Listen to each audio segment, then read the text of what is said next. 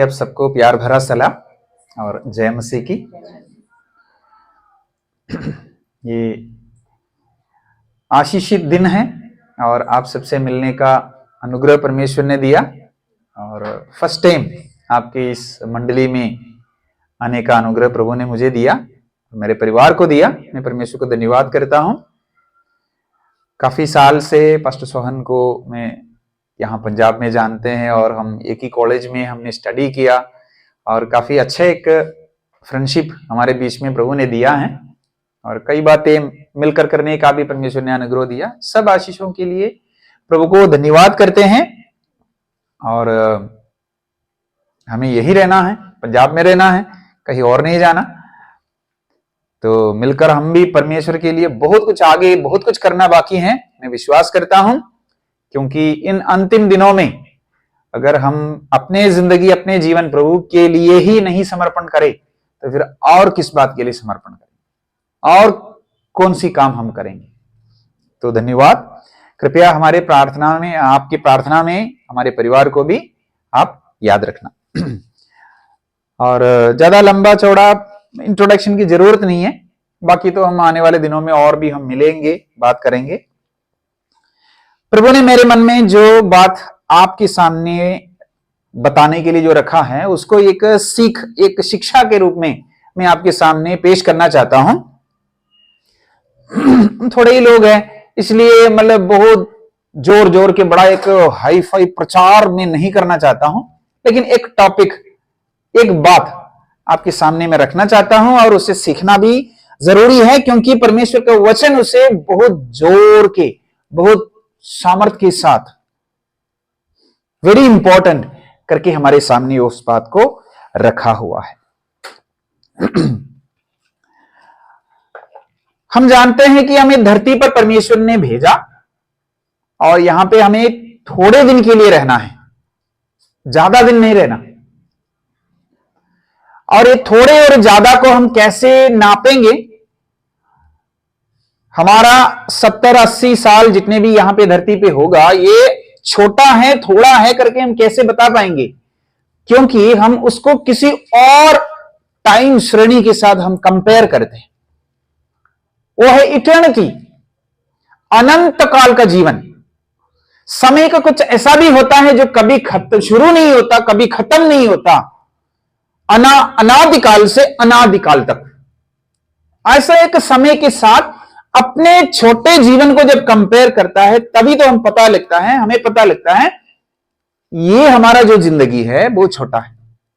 वैसे तो देखो, मतलब हमें कई लोगों को लगता है कि 60-70 भी तो बहुत ज्यादा है, बुढ़ापे का तकलीफ, बीमारी, मुसीबत, परेशानी, क्यों ऐसे जीना, कई लोग सोचते हैं। लेकिन इटर्निटी, अनंत काल के जीवन के साथ जब हम कंपेयर करते हैं अपनी जिंदगी को, ये जीवन जो है बहुत छोटा है। परंतु हमें इस जीवन के लिए सिर्फ नहीं परमेश्वर ने हमें बुलाया, ना कि इंसान को परमेश्वर केवल 60-70 वाले जिंदगी जो धरती पर बिताकर खत्म होने के लिए नहीं सृजाया गया है, नहीं बुलाया गया। परमेश्वर ने हमें अनंत काल के जीवन के लिए ही बनाया है। मैं उसके पूरे वृत्तांत को मैं बताना नहीं चाहता हूं। गड़बड़ी मनुष्य के जीवन में हुआ, पाप मनुष्य के जीवन में आया। हम जानते कहां से पाप आया। कई लोग सोचते हैं कि मैं छोटा सा झूठ बोलता हूं तो तब मैं पापी होता हूं। ऐसा नहीं है। हम झूठ बोलता, चोरी करता, लड़ाई करता, झगड़ा करता, कुछ भी गलत हम करता है, करने का वजह हम पापी है इसलिए करते हैं, उल्टा नहीं है। जब हम उसको करते हैं हम पापी बन जाता, वो दुनिया का एक परिभाषा है। अलग अलग धर्म का ये होता है कि तुम गलत करते तो तुम पापी होता है, परंतु बाइबल का सीख ये है, शिक्षा ये है, तुम पापी पैदा हुआ इसलिए तुम पाप करते हैं। पाप कहां से शुरू हुआ? आदम से शुरू हुआ, आदि मानव से शुरू हुआ। एदन वाटिका में परमेश्वर ने उसे रखा और कुछ बातों को बोल के रखा, कुछ मैं उसको ऐसे ही छोड़ देता हूं, लेकिन वहां पे उल्लंघन हो गया, पाप प्रवेश हुआ मनुष्य के जीवन में।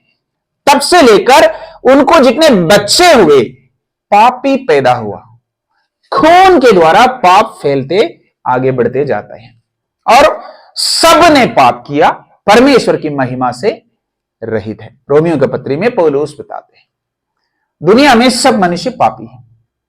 ये पाप के नतीजा परमेश्वर के उस अनंत काल के जीवन के हमें लायक नहीं रहने, मतलब हमें उससे दूर अलग कर देते।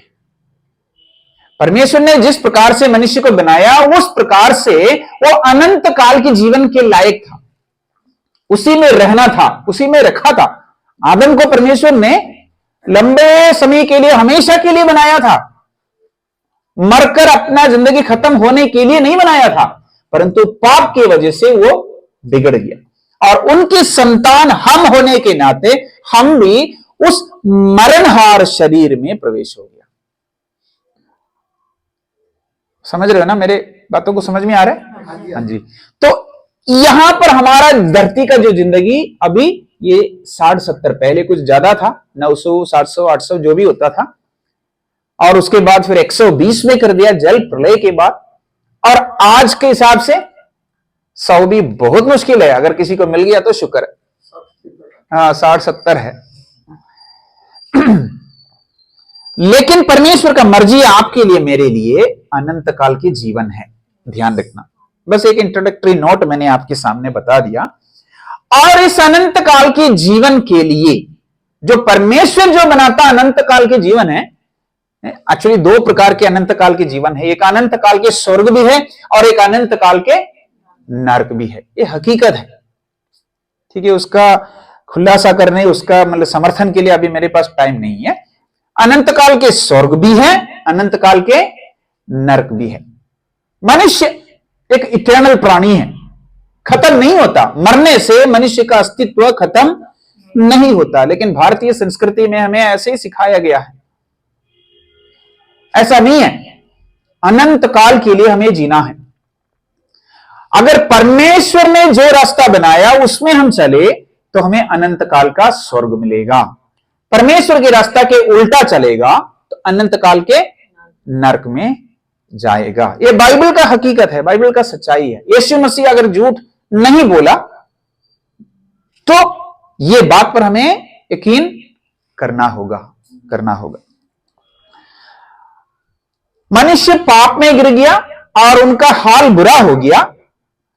वापस आने के लिए क्या किया जाए? परमेश्वर ने जब इंसान को बनाया तो परमेश्वर सर्वज्ञानी है, उन्हें पता है कि मनुष्य पाप करेगा। करने पर क्या परमेश्वर का प्लान फेल हो गया? मनुष्य को बनाया, वो बिगड़ गया, चलो खत्म हो गया, चलो मेरा सारा काम बिगड़ गया, ऐसा होगा? नहीं। परमेश्वर के सामने प्लान बिगड़ नहीं सकता। परमेश्वर ने एक दूसरा तरीका उसे वापस लाने के लिए बनाया है, वो है अपना पुत्र यीशु मसीह को संसार में भेजा।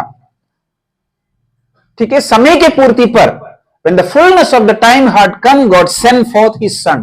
जब समय पूरा हुआ, गलातियों की पत्री 4 में लिखा हुआ, जब समय पूरा हुआ तब परमेश्वर ने अपने पुत्र को संसार में भेजा। कुंवारी मरियम के द्वारा इस संसार में पाप रहित यीशु मसीह पैदा हुआ और पाप रहित जीवन जिया, और उस पाप रहित जीवन के अंत में अपनी जान कुर्बान किया क्रूस के ऊपर।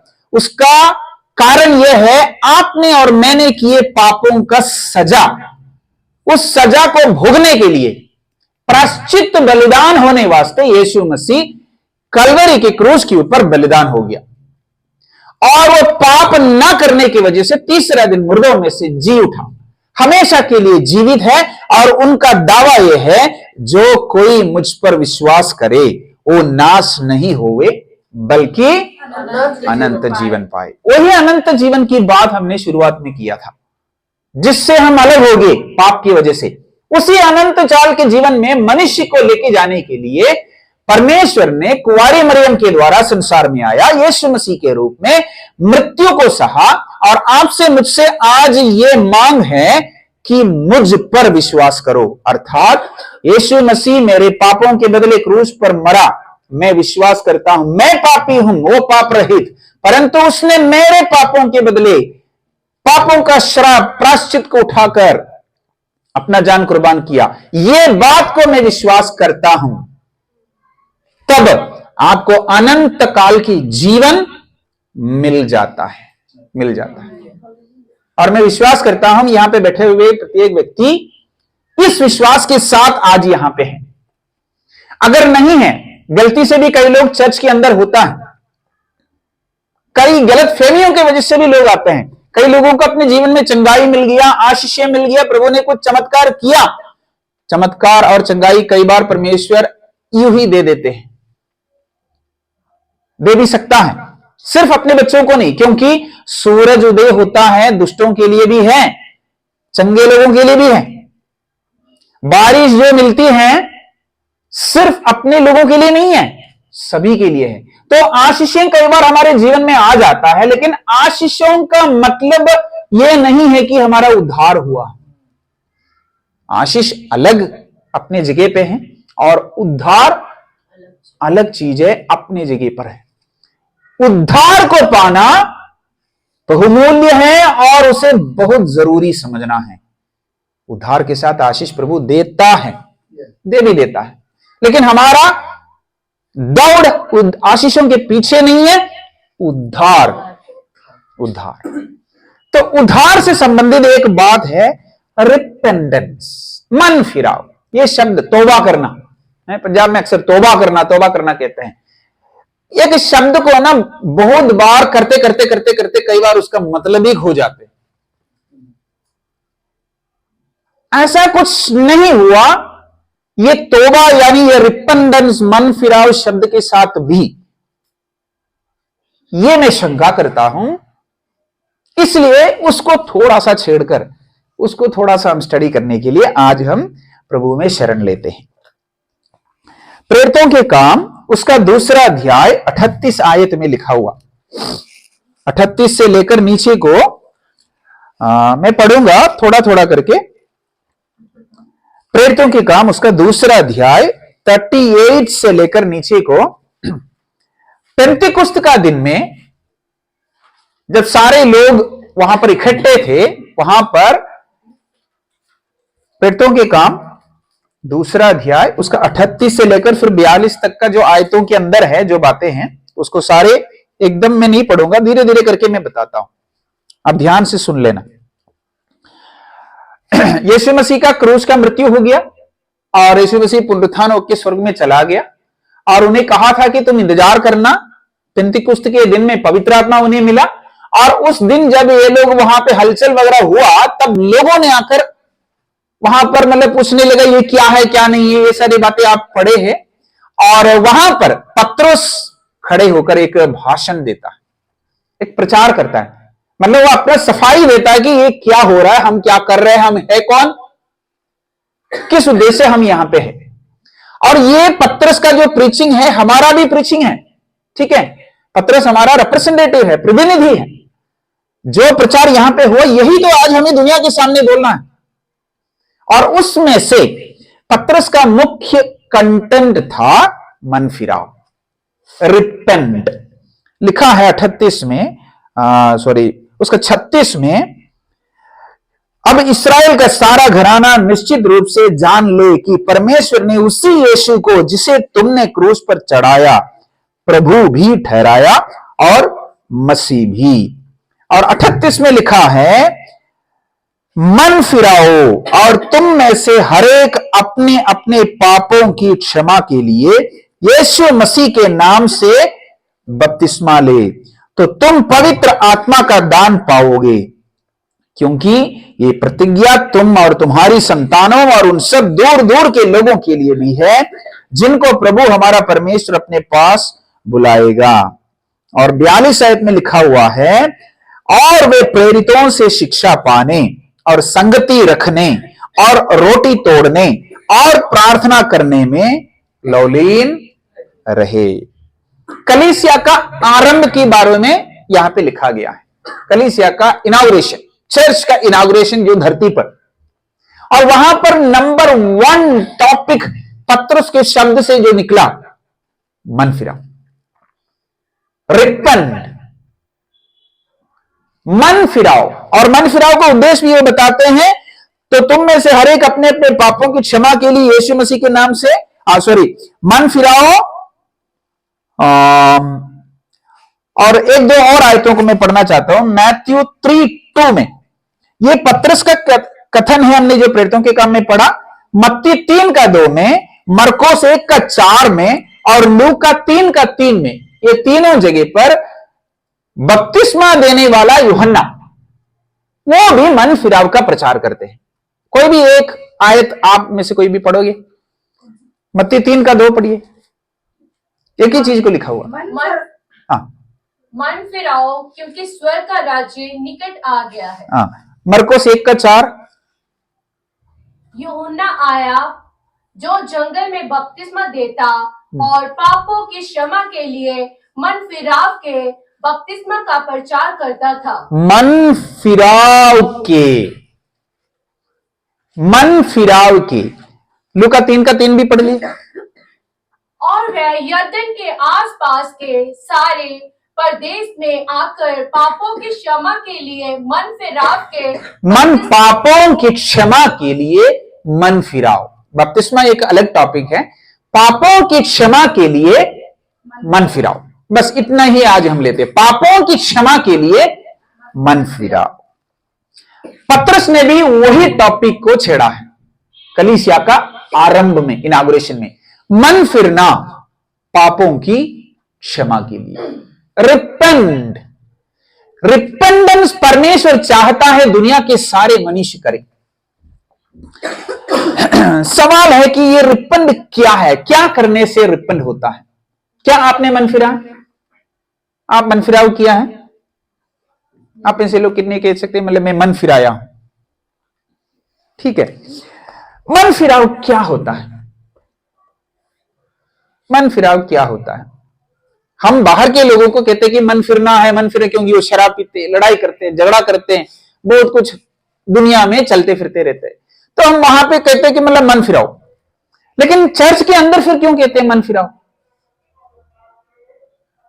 जो हमें कमियां होती हैं उनको दूर करो और प्रभु की ओर, वचनों की ओर जाओ। हाँ, थोड़ा सा उसमें सफाई की जरूरत होता है।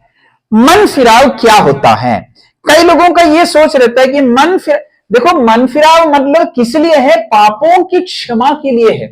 तो मतलब बहुत सीरियस टॉपिक है। पापों की क्षमा के बिना अनंत काल के जीवन नहीं मिलेगा। तो मतलब मन फिरने के द्वारा ही अनंत काल का जीवन तक जाने का रास्ता है।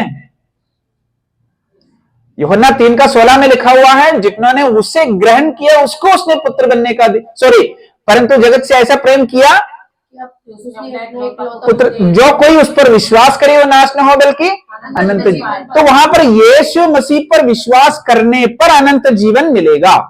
तो यहां पर है मन फिरने पर अनंत जीवन मिलेगा। तो मतलब ये दोनों में कुछ संबंध भी है।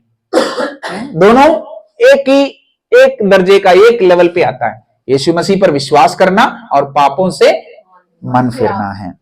कई लोगों का यह सोच रहता है कि मन फिराव का मतलब यह है कि मैंने कुछ गलत किया है, इसके बारे में अफसोस होना, यार मैंने गलत किया, ऐसा करना नहीं चाहिए। बस ये मन फिराव है। कुछ लोगों का यह सोच रहता है कि मतलब किसी से कुछ गलत काम मैंने किया है तो जाके माफी मांगना, सॉरी, फील सॉरी, और जाके सॉरी बोलना। तो क्या सॉरी बोलने से मन फिराव हो गया?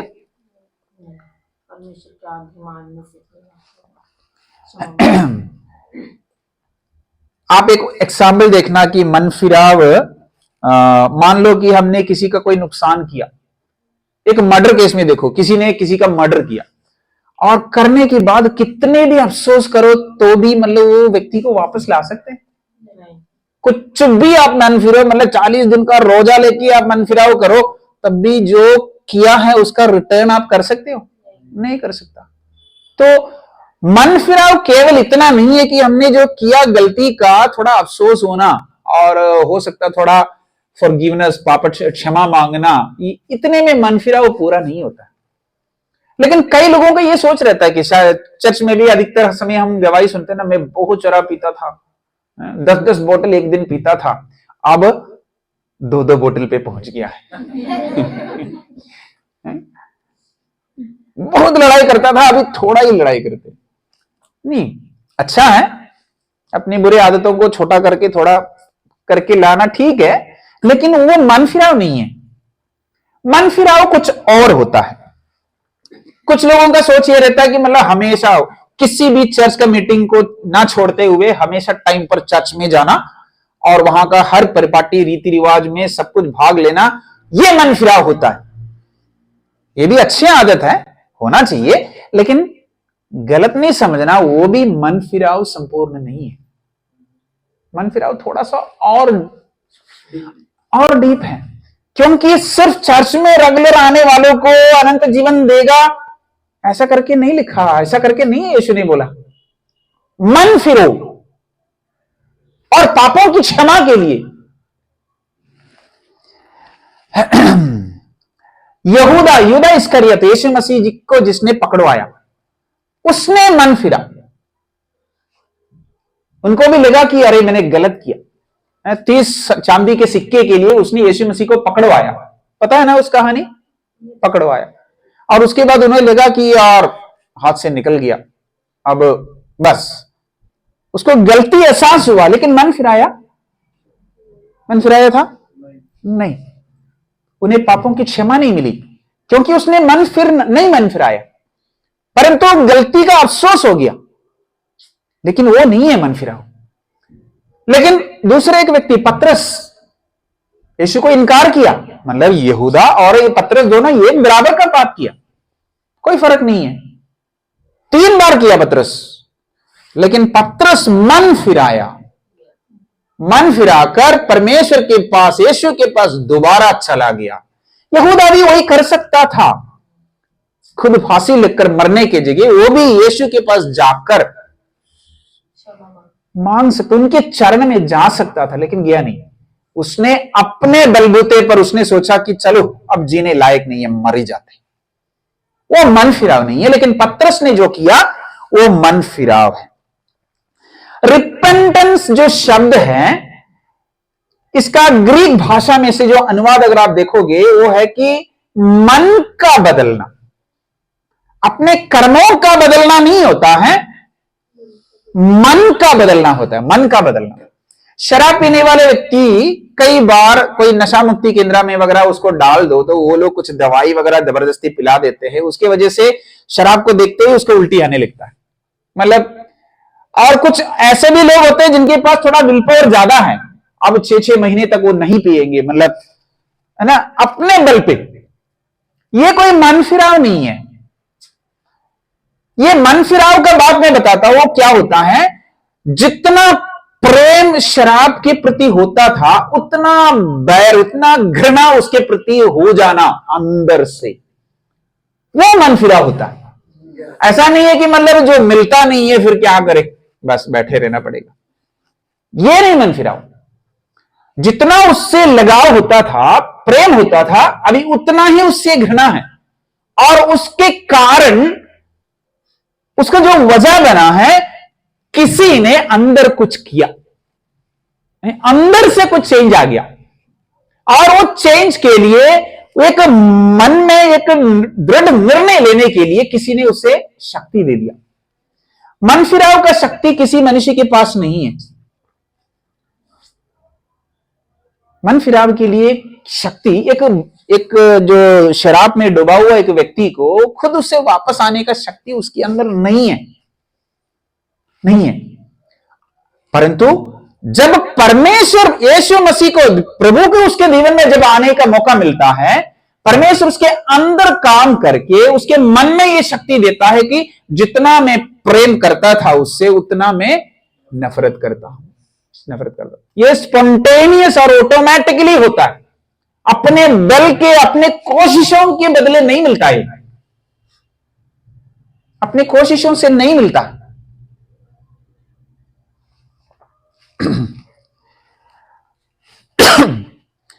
मन फिराओ मन का चेंज है। पुराने समय पर जो क्या कहते हैं, जो सेना में जो फौजियों का जो भाषा होता है, अबाउट है ना, पीछे मुड़। रोमियो के समय पर जो पीछे मोड़ के लिए जो शब्द होता है वो है मन फिराओ, मतलब left right left, left right left, आगे जाता है। कमांडर का एक बात अबाउट टर्न, पीछे मुड़, जैसे जा रहा था उसका उल्टा दिशा पे, एकदम अबाउट टर्न, थोड़ा सा ट्विस्ट इधर उधर होने को नहीं मन फिराव किया, 90 डिग्री ट्विस्ट, अबाउट टर्न, मन बदल दिया, जिस दिशा में मैं जाता था उसका उल्टा दिशा पर अभी जाने का निर्णय लिया है। यह है मन फिराव, और यह मन से होता है, यह अपने शरीर से, अपने भावनाओं से नहीं होता। कई लोग कई बार जो डिसीजंस लेते हैं भावुकता में होता है, लेकिन यह भावनाओं में उड़कर नहीं होता।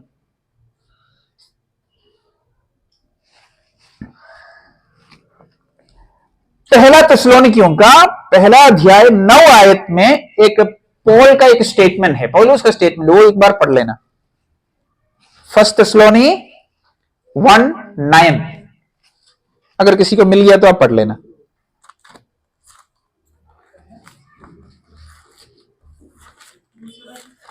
पहला थिस्सलुनी पहला अध्याय 9 आयत। क्योंकि वे आप ही हमारे विषय में बताते हैं कि तुम्हारे पास हमारा आना कैसा हुआ और तुम कैसे मूर्तों से परमेश्वर की ओर फिरे ताकि जीवते और सच्चे परमेश्वर की सेवा करो। बस पहला थिस्सलुनी पहला का 9 में लिखा हुआ है, तुम कैसे मूर्तों से परमेश्वर की ओर फिरे, फिरना, मन फिरा, वही शब्द वहां पे इस्तेमाल किया, फिरना, turned, complete turn around. Number 1, मूर्तों से परमेश्वर की ओर फेरा। सो नंबर 1 है मूर्तों से फेरना, तो मतलब जैसे कि शराब से फेरना, वो नंबर 1 होता। नंबर 2 उसमें है परमेश्वर की ओर फेरना। शराबी शराब को छोड़ने को मन फिराव नहीं कहते हैं। शराबी शराब को छोड़ने के बाद यानी छोड़ने के लिए परमेश्वर की तरफ फेरना, उसको मन फिराव कहते हैं। दुनिया में क्या होता है कि कई लोग अपने गलतियों का अफसोस करते हैं, गलत चीजों को छोड़ देते हैं, लेकिन परमेश्वर की तरफ मुड़ता नहीं है, फिरता नहीं, वो मन फिराव नहीं है। वो दोबारा पाप में गिर सकता है या किसी और जगह पे जाके फंस सकता है या कुछ हो सकता है, लेकिन मन फिराव के अंदर नंबर 1 डिसाइड किया कि इधर मैं जा रहा था जिस गलत में, वो मैंने अबाउट टर्न कर लिया। नंबर 2, ये अबाउट टर्न के अंदर प्रभु के चरण में जाके मैंने अपने आप को समर्पण कर लिया, क्योंकि मेरे बल के मेरे पास इतना ताकत और शक्ति नहीं है। प्रभु मैं तेरे शरण में आता हूं, मेरे से नहीं बनता, मैं आपके सामने झुकता हूं। द लिविंग गॉड, यहां पे लिखा हुआ ना, देखो, टू सर्व, मूर्तों से परमेश्वर की ओर फेरे ताकि जीवित और सच्चे परमेश्वर की सेवा करे। वो शब्द बहुत इंपॉर्टेंट है, ग्रीक में है ड्यूलो। ड्यूलो मतलब है एक दास जो करता है, एक सेवा जो करता है। मन फिराव के अंदर केवल बुरे आदतों को छोड़ना सिर्फ नहीं होता है, मन फिराव के अंदर छोड़कर प्रभु के चरण में आना भी और उनकी सेवादार बनना भी है, उनके सेवा करना। जो व्यक्ति सेवा नहीं करता है वो मन फिराया हुआ व्यक्ति नहीं है। भले वो शराब छोड़ दिया हो, भले लड़ाई झगड़ा छोड़ दिया हो, भले वो गंदे गंदे चीजों से दूर रहकर कलीसिया का अच्छा व्यक्ति भी क्यों ना हो, परंतु प्रभु की सेवा जो नहीं करता है वो मन फिराया हुआ व्यक्ति नहीं है। आपको परमेश्वर कलीसिया के अंदर क्यों लाया? परमेश्वर की सेवा करे। अगर सेवा का जो कार्य आपसे नहीं है, आपके पास नहीं है, तो डाउट करना पड़ेगा आपका मन फिराव कहां तक हुआ। मन फिराव एक गहरी बात है, लेकिन आज की कलीसिया में बहुत ऐसे लोगों को देखते हैं जो है कलीसिया का हिस्सा, लेकिन सेवा में उनका कोई भाग नहीं है। तो उनके मन फिराव कहां तक हुआ, क्या हुआ, इसके बारे में हमें डाउट करने की जरूरत है। पत्रोस यहां पे कहता है प्रेरितों के काम में दूसरा अध्याय हमने जो पढ़ा था, दूसरा अध्याय 38 में, मन फिराओ और तुम में से हर एक अपने अपने पापों की क्षमा के लिए यीशु मसीह के नाम से बपतिस्मा, तो तुम पवित्र आत्मा का दान पाओगे। पवित्र आत्मा का दान पाओगे। मन फिराने पर मिलने वाला एक दान है, एक तोहफा है, पवित्र आत्मा का दान। यहां पे जो पवित्र आत्मा का दान किस बात का विवक्ष करता है? यीशु मसीह, मतलब पवित्र आत्मा का दान। पवित्र आत्मा हम जानते हैं कि पिता, पुत्र, पवित्र आत्मा, त्रिएक परमेश्वर एक साथ काम करता है। एक बाइबल टीचिंग है, पिता, पुत्र, पवित्र आत्मा, तीनों सहमति से ही चलता है। अलग अलग वो एक दूसरे के साथ विरोधाभास कुछ करता नहीं है। तो पवित्र आत्मा का दान पाने का मतलब आपने मन फिराव के साथ साथ यीशु को ग्रहण किया। यही तो हमें बोला गया, यीशु की तरफ फिरो, तब आपको मिलता दान है पवित्र आत्मा। तो पवित्र आत्मा का दान मिलने का अर्थ यहां पे यह है कि आपको अनंत काल का जीवन मिलेगा। तो मन फिराया हुआ व्यक्ति को जो मिलने वाला दान का नाम क्या है? पवित्र आत्मा, यानी अनंत काल के जीवन। अनंत काल के जीवन। जो आदम हमारा जो बाप होता था, उसकी गलती की वजह से हमसे जो खोया गया था, हमसे दूर हो गया था और हम मरणहार शरीर पर प्रवेश हुआ, उसमें से वापस हमें वो अनंत काल के जीवन जो स्वर्ग राज्य का हिस्सा बनाने के लिए प्रभु ने हमें जो किया था, वो पाने के लिए मन फिरना, यीशु मसीह को ग्रहण करना, ताकि तुम पवित्र आत्मा का दान पाओगे, यानी अनंत काल के जीवन आप जियोगे, पाओगे। ये है मन फिराव। आप में से कितने लोगों को यकीन है कि आज मेरा मृत्यु भी हो गया तो मैं अनंत काल के जीवन में वो यीशु मसीह के संग होंगे? कितने लोग हिम्मत के साथ बता सकते हैं?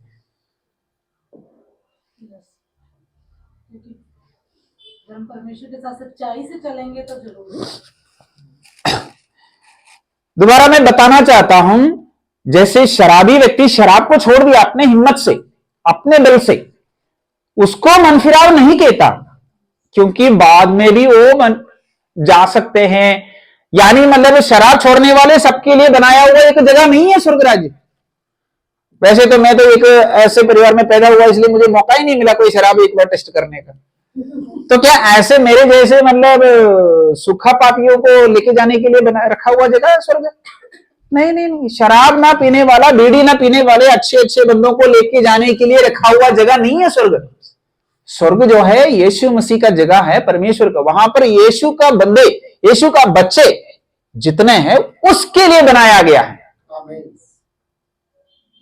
उसके लिए शराबी को शराब क्यों छोड़ना चाहिए?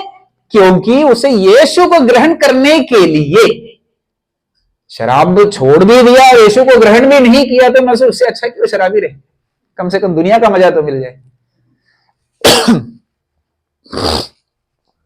सो मन फिराव, आज हमें ये जांचने की आवश्यकता है कि तौबा किया। तौबा केवल ऊपर ऊपर नहीं है, मन फिराव बहुत जरूरी है, ताकि परमेश्वर का राज्य निकट है। इसको परमेश्वर के साथ कुछ लेन देन है। और मन फिराव में क्या होता है, कई लोगों का ये रहता है कि जैसे मेरे जैसे, देखो मैं एक ऐसे घर में था, इसलिए मतलब ज्यादा लड़ाई झगड़ा इतना, जैसे मैंने बताया ना, मौका नहीं मिला होगा। या फिर अब मुझे लगता है कि देखो भयंकर बड़ा पापी, लड़ाई भी करता, झगड़ा भी करता, गाली भी देता, मतलब क्या क्या करता, लेकिन मैं देखो इतना ज्यादा बड़ा, मैं तो ठीक ठाक हूं यार, मैं कुछ ना भी करे तो परमेश्वर मेरे को लेना ही पड़ेगा, क्या परमेश्वर का मजबूरी है? मन फिराने वाले व्यक्ति को समझ में आ जाएगा कि वो सबसे बड़ा पापी है। जब तक मैं मन नहीं फिराया था, मुझे लगता नहीं था कि मुझे कुछ बदलने की आवश्यकता है। लेकिन जब मैं मन फिरा, यानी यीशु मसीह को ग्रहण किया, तब मुझे समझ में आ गया कि मैं ही दुनिया का सबसे बड़ा पापी हूं। चाहे मैं शराब नहीं पिया, लड़ाई नहीं किया, झगड़ा नहीं किया, लेकिन दुनिया का सबसे बड़ा पापियों में नंबर 1 मैं हूं। यही तो पौलुस बताते हैं। कितना अभागा व्यक्ति मैं हूं। मैं करना तो अच्छा चाहता लेकिन कर नहीं पाता, क्योंकि मेरे अंदर वो जो बीज रहता है। तो मन फिराने वाले व्यक्ति का एक चिन्ह रहता है कि मैं सबसे बड़ा पापी हूं। इसलिए प्रभु मेरे बल से, मेरे शक्ति से नहीं बनता, मेरे शक्ति और मेरे बल से नहीं बनता, आपकी कृपा की, आपकी दया की जरूरत होता है। मेरे संदेश को लगभग मैंने यहां पे समाप्त कर रहा हूं। आज मैंने मन फिराव के बारे में डिस्कस किया आपके सामने। तो आपको जांचने की आवश्यकता है, सच में मेरा मन फिराव हुआ या नहीं, या फिर सिर्फ मैं पहले शराब पीता था, शराब को छोड़ दिया और उसको मैंने प्यारा नाम डाल दिया कि मन फिराव। इतने ही हुआ और चचमे बस अभी बराबर आते हैं, इतने ही हुआ। तो प्रियो ध्यान रखना कि ये हमारे अनंत काल के जीवन के साथ संबंध रखता है, इसलिए गलत फहमी में नहीं रहना। कुछ लोगों का यही रहता है कि मतलब प्रभु से मैंने आशीषें पाया, चंगाई पाया, आशीष पाया, तरक्की पाया, इसकी वजह से प्रभु मुझे स्वर्गराज में लेगा। नहीं नहीं नहीं, वो सब अच्छी बात है, बढ़िया है, लेकिन अनंत काल के जीवन के लिए मन फिराने की आवश्यकता है। सो नंबर 1, एक अबाउट टर्न हमारे जीवन में होना है।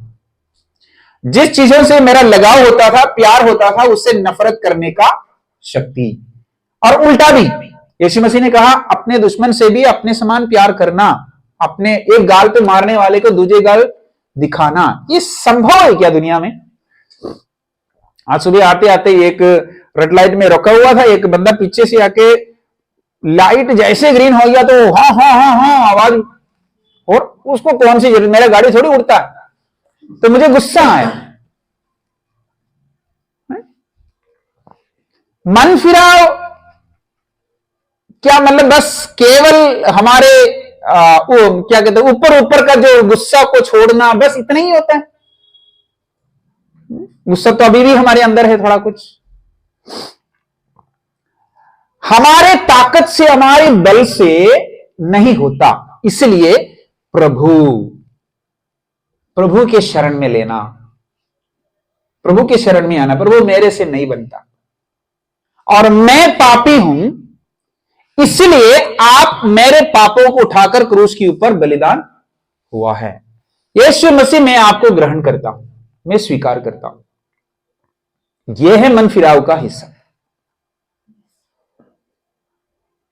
हमने किए पाप और यीशु मसीह अपने खून हमारे लिए बहाया। मतलब एक बदला, मतलब एक इंस्टेड ऑफ मैंने किया गलती, सजा प्रभु यीशु मसीह को मिला। प्रभु यीशु मसीह यूं ही आपके पापों को क्षमा नहीं कर सकता, क्योंकि पाप जो है ना बहुत कठोर है, बहुत कठिन है। सिंपली मतलब उसको आंख बंद नहीं कर सकता, क्योंकि हमने परमेश्वर की धार्मिकता को तोड़ दिया, यानी परमेश्वर की पवित्रता पे छेड़खानी किया। अब जब तक उसका भरपाई नहीं होगा तब तक यीशु परमेश्वर हमारे पापों को क्षमा नहीं कर सकता। परंतु हमने पाप किया और यीशु मसीह ने हमारे पापों के बदले जो प्रायश्चित उसने पूरा किया, भरपाई किया, अब परमेश्वर भी खुश है। शैतान भी आपके ऊपर उंगली उठाकर नहीं बता सकता कि देखो ये दोषी है। हाँ दोषी तो जरूर, लेकिन यीशु बोलेगा इसने किए दोष के बदले मैंने जो चुकाना था वो चुकाया। अब शैतान भी हट जाएगा। दोष लगाने वाले भी आपके ऊपर उंगली उठाकर कुछ बता नहीं सकता। और वो यीशु मसीह को मैंने ग्रहण किया, अब मैं जीवित हूं एक नया जीवन के लिए। और वो निर्णय मैंने लिया है, प्रभु आपके संग चलने के लिए मैंने डिसाइड किया। ये है मन फिराव। मन को मैंने बदल दिया। अब जैसे मैंने बताया गुस्सा और ऐसी बातें आज भी हमारे जीवन में होता है। ऐसा तो नहीं है ना मतलब पूरे पक्के हो गए आपके अंदर कभी कोई गुस्सा ही नहीं आएगा, नहीं नहीं।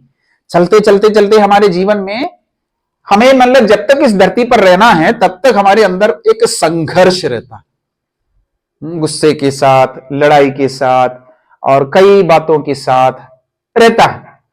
और उससे लड़ने के लिए ताकत पवित्र आत्मा हमें देता है।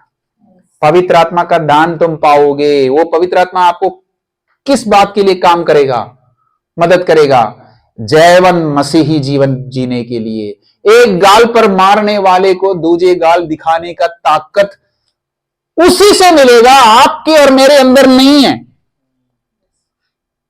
आपके और मेरे अंदर वो ताकत नहीं है, लेकिन पवित्र आत्मा जो आपके अंदर वास करता है, वो पवित्र आत्मा हो सकता आज भी एक एक बात पर आपको बताते हैं, सलाह देते जाएंगे, बेटा इस दिशा पे आज नहीं जाना। हालांकि हम जानते, हम चाहते हैं उस दिशा पे जाने के लिए, ये कार्य को नहीं करना, हालांकि हमारे अंदर दिल करता है उसको करना। उस व्यक्ति के साथ रिश्ता ठीक नहीं है, हालांकि हमारा दिल करता है उसके साथ लगे रहे, लेकिन पवित्र आत्मा एक एक कार्य में हमें बताते रहेगा, आगे लेके जाएगा। उस पर डेली बेसिस पे मन फिराव की जरूरत है। तो रिपेंडेंस एक बार में खत्म नहीं हुआ, जिंदगी भर हमें करते रहना है। उसको हमें मदद करने के लिए, हमें सलाह मिलने के लिए इसको पढ़ने की आवश्यकता है। परमेश्वर का कलाम है, बाइबल है। बाइबल को केवल यूं ही पढ़ के छोड़ना नहीं है, इसे मनन करना है। दिन रात मनन करो, ताकि फलवंत दाखलता समान हम मसीह में बढ़ते जाएंगे, मसीहत में हम आगे बढ़ते जाएंगे। हम जिस चीजों से प्यार करता था उससे नफरत भी हम कर सकते हैं। हम जिस व्यक्तियों से नफरत करता था उससे प्यार करने के लिए भी हमें ताकत, सामर्थ्य मिलेगा। यही मन फिराव होता है, और ये शुरू है मन के अंदर एक निर्णय के साथ, एक अबाउट टर्न के साथ। अगर आप में से कोई ऐसा चाहता है कि प्रभु मेरा जो मन फिराव सच्चा हो, जो तौबा मैंने किया वो उस पर और मोहर लगा के, यानी और जबरदस्त एक मसीही जीवन जीने के लिए मैं चाहता हूं, तो आप मेरे साथ आंख बंद करिए और प्रार्थना में हम जाएंगे।